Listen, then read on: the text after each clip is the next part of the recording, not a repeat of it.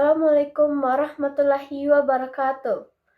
Alhamdulillahirabbil alamin. Segala puji hanya milik Allah Subhanahu wa taala yang telah memberikan kita nikmat iman, nikmat Islam dan nikmat kesehatan. Selawat serta salam semoga senantiasa tercurah kepada junjungan kita Nabi Muhammad SAW, kepada keluarga, sahabat dan seluruh umatnya hingga akhir zaman. Hadirin dan sahabat sekalian yang dirahmati Allah, pada kesempatan kali ini, mari kita renungkan bersama sebuah tema penting, yaitu menjaga iman di tengah tantangan zaman. Saudara-saudaraku yang dirahmati Allah, kita hidup di zaman yang penuh dengan kemudahan. Teknologi berkembang sangat pesat. Informasi dapat diakses hanya dengan satu sentuhan. Namun di balik kemudahan itu ada tantangan besar bagi keamanan kita. Allah Subhanahu wa taala berfirman dalam Al-Qur'an, "Wahai orang-orang yang beriman, bertakwalah kepada Allah dengan sebenar-benarnya takwa, dan janganlah sekali-kali kamu mati melainkan dalam keadaan muslim." Quran Surat Ali Imran ayat 103. Ayat ini mengingatkan kita bahwa iman bukan hanya sekadar pengakuan, tetapi harus dijaga hingga akhir hayat. Di era digital ini, kita sering lalai. Waktu habis untuk media sosial, hiburan, dan hal-hal yang tidak bermanfaat. Tanpa disadari, hati menjadi jauh dari Allah.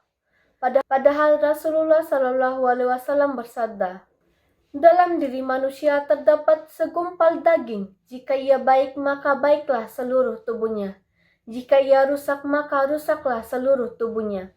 Ketahuilah itu adalah hati." HR Bukhari dan Muslim.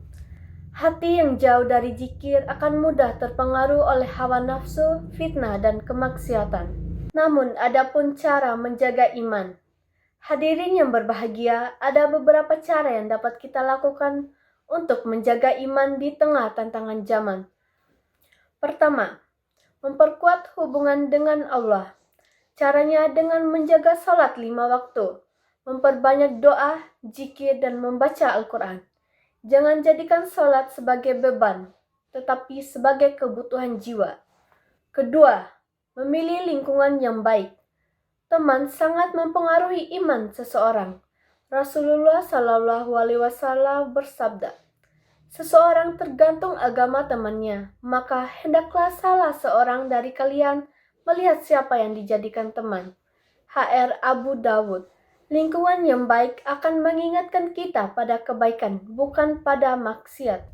Ketiga, bijak dalam menggunakan teknologi.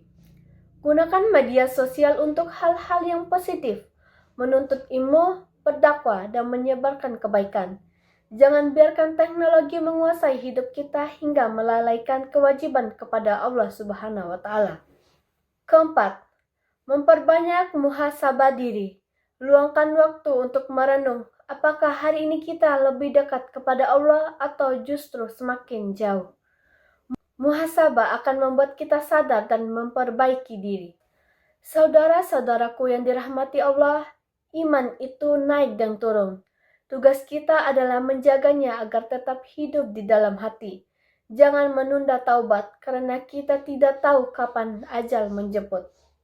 Mari kita berdoa kepada Allah Subhanahu wa taala senantiasa menguatkan iman kita, menjaga hati kita, dan menuntun langkah kita di jalan yang lurus. Akhir kata, semoga dakwah singkat ini bermanfaat bagi kita semua. Jika ada kebenaran, itu datang dari Allah Subhanahu wa taala.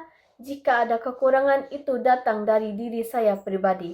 Wassalamualaikum warahmatullahi wabarakatuh.